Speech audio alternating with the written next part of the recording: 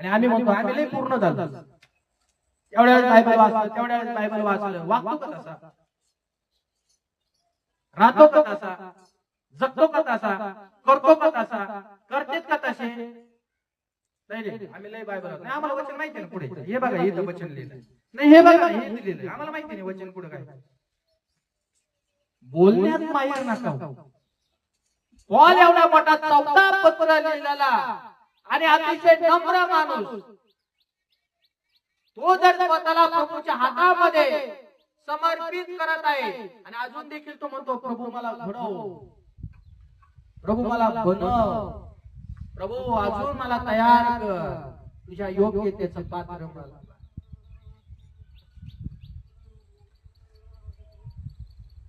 आणि आज आम्ही काय बोलतो, 2 कारणे आले तर थोडं बायबलचं वचन माहित नाही तर, थोडी अनुक्रमणिका माहित जर झाली तर, थोडं जर चमत्कार देवाने तुम्हाला करण्यास कृपा दिली तर काही ठेवून जातो.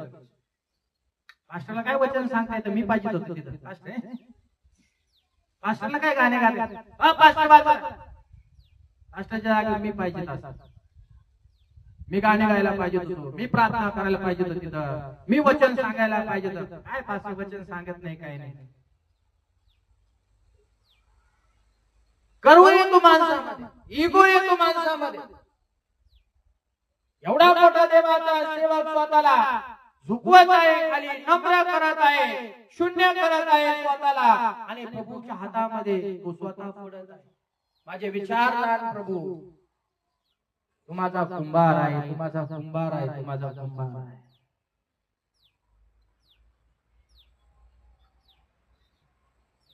म्हणा आमेन.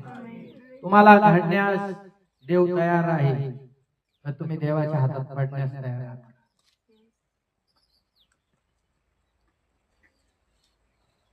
तुम्ही तयार असाल तर प्रभू घडवेल. पण प्रभूची काय इच्छा आहे, जसा तो आहे, कोण येशू ख्रिस्त, तसं तुम्ही बनावं,